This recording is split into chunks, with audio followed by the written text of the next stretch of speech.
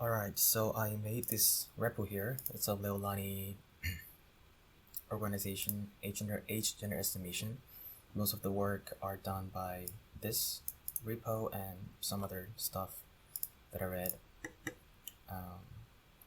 Wrote down here in the demo.py.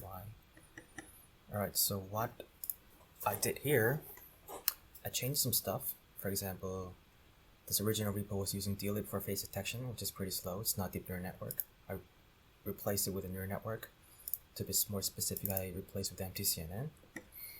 And then, yeah, this is by no means perfect because it's pretty messy now. This uses PyTorch for face detection, and now we use also TensorFlow for gender and age estimation.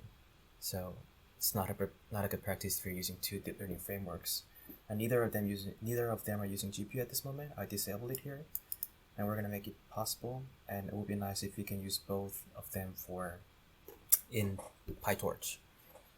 So without further ado, I will show you a quick demo. So yeah, you have to install requirements, and preferably Python 3. I'm working Python 3.7.9 here.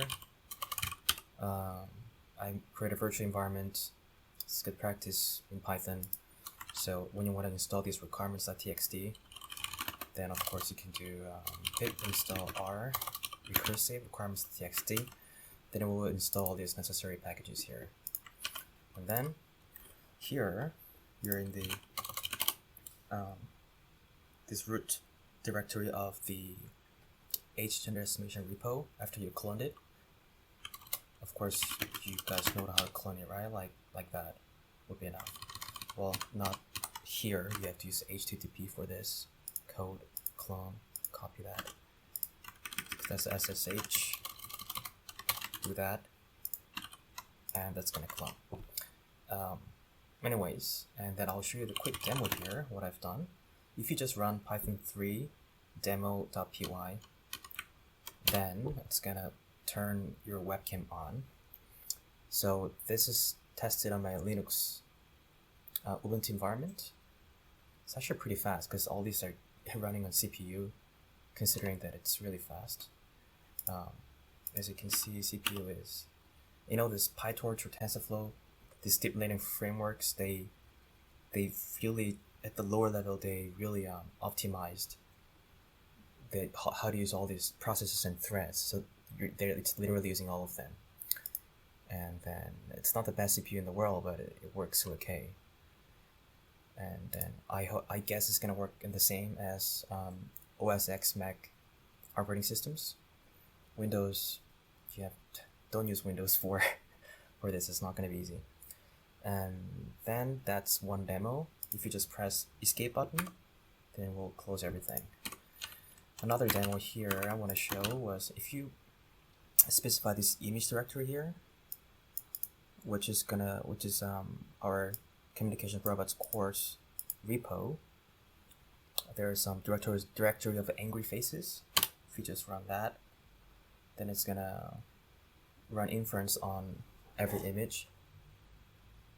Alright, there we go. It's angry face, 25-year-old female. If you press space or any button, then it will go to the next one. Actually, it might be a good idea if you write down the probability of male or female, because it's not a discrete, it's not like binary number. Actually, here, as you can see, predicted genders here is, if it's less than 0.5, then it will be classified as a male. So basically, this predicted gender is how female it is. That's what it predicts. And there's basically you can interpret as a probability. Right. So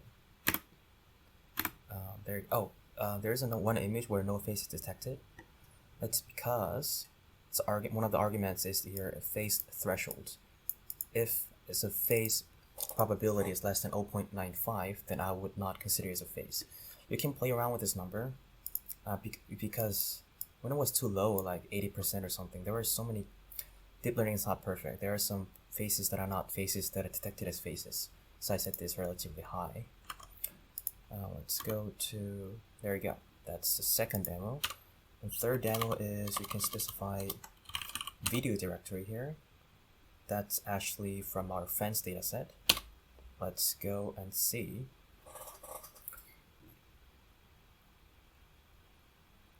There we go. That's Chandler and what was the woman's name? Forgot, it's been a long time. Anyways, so it's not perfect, but it's running okay-ish. You know, these bounding boxes, we can crop the images, and we can use it for Leah and Yap can use them with the predicted age and gender as well. Also, the probability, those stuff are pretty important. How confident the machine think about this person's age or gender or even face. Those things will be nice they're even accounted for. All the images are shrink to 640 by 480, so that's why it's actually a higher resolution, but it's been shrunk down to a smaller image so that it can run faster. This is not perfect at all. Like I said, I want to do more stuff like writing down FPS or other probability values here, annotate them, and also this is a demo now at the moment, and I want to make this available where you can just run it and get the bounding boxes or stuff in JSON format so that you can use the same the values that are predicted by machines for other purposes, especially for Leah and or any other projects that are gonna use this. Alright, if you have any questions, just send me a mail, then I'll get back to you. I think I've talked about everything here. Alright. Oh yeah, I forgot to show you one cool thing. You know, as you know, I'm running everything deep neural networks, which means batch processing and even object detection. It's just one go, and you can detect all of them like at once. For example, here are so many faces here, and it just gets that. It's, you know, it's not running in a sliding window manner, so it's amazing how fast it is actually, considering I'm running everything on CPU. Alright, that's it.